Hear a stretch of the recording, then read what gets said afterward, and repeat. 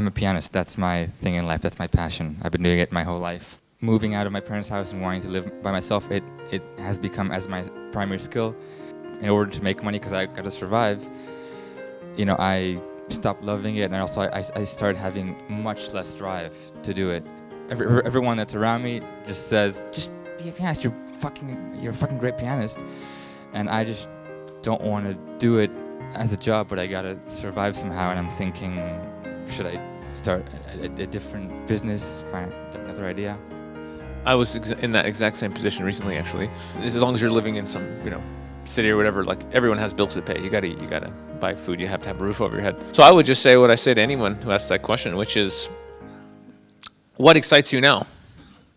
Music excites me as an expression. It's my escape. But being here, just working on finding my truth and understanding what I am as a person, as a man, really excites me.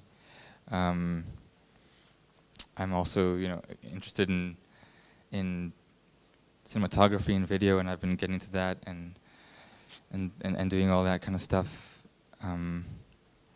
I would love to get to a point where I have time to find the place in music where it's so clear, where it doesn't matter what comes in my way. But right now it's just too brittle, Right.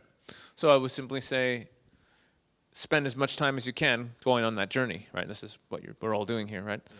Spending time with yourself, whatever it is, meeting new people. Every minute you can, be doing all that stuff that you love. And what's going to happen is you're going to find something that excites you so much and that you can see that you're good at. You'll realize, oh, wait a second, this could be it, this could be the thing.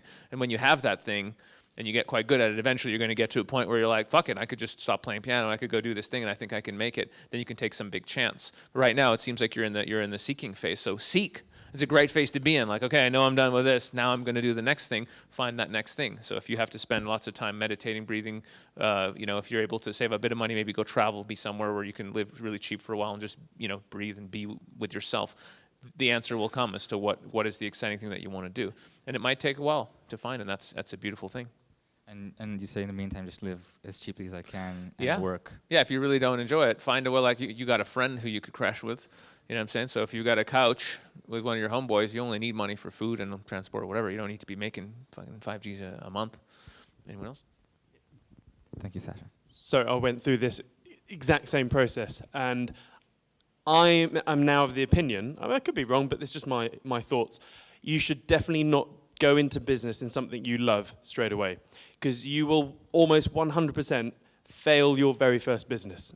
I failed my first 3 businesses, and my first 3 businesses, I was trying to do things that I loved. And guess what happened? I very quickly started hating the things I loved because the businesses were just tarnishing my passion. I was like, for fuck's sake. So what I would do is do something you like first. Okay, do something you like. Leave your passion stuff for once you got used to business, because business is a skill in itself. If you know how to set up, run, grow, and sell a business, you're laughing. So I think I'd have a couple of different angled approach. So I would get a job. So a lot of people think that I don't like jobs. Jobs have their purpose. So I would find a job which gives you a lot of free time. So not many people know this. When I left the Air Force, I was broke for a period of time, and I was like, right, I need to get back on my feet because I had loads of debts. And I was like, what sort of job can I sort of basically dick about and like have lots of free time? So I became a 999 ambulance call handler.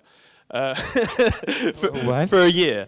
And say it again? Yeah, sorry? What was that again? 999 ambulance call hand. So when someone's dying, they're like, hello? Yeah. So basically, it was a shift work. So 12 hours on, 12 hours off. So 4 days working, 3 days off. So when I was working, so during the day, barely anyone calls. So I just had to sit there. So I was reading, I was studying everything, what I wanted to get into. And then the 3 days off, I was beasting myself, setting up a part-time online-based business. So for yourself, I would do that. And then once your part-time business is ticking enough, then you can shove it to the boss. What you could try and do, the thing is, YouTube is hurting a lot of skill-based things. Because if you wanted to learn how to play the piano, go to YouTube, and there's going to be crap loads there. So if you are wanting to, teach people how to play the piano, you need a certain angle. which you can do that. And I would go the high volume, low price point route. So you could set up you could create a course, an online learn how to play piano course, or learn how to play this song in 3 weeks type course, whatever. Put it out there for free on YouTube or Udemy or whatever, and build a Facebook following and charge, I don't know, £1 a month to be part of the Facebook group or whatever. But at the moment, this is really early days, but at the moment, in order to tread water, get a job, and just build your knowledge. Yeah, thank you guys. This is invaluable. Thank you very much. I've been following Sasha's stuff for years now, and through all the phases of just the seduction stuff, just going out there and being authentic, to the spiritual stuff and all the things that he's been going through. And I was like, through following him and other people in this community, I felt disconnected because I was always experiencing through a screen, and I wanted to come and experience this live and meet the people and be a part of this in real life, and yeah, just make it real. And I didn't really know what to expect, which was a good thing because I received so much more than that. I don't know if I can even put that into words. It's just this, I'm filled with this rush and this new energy, and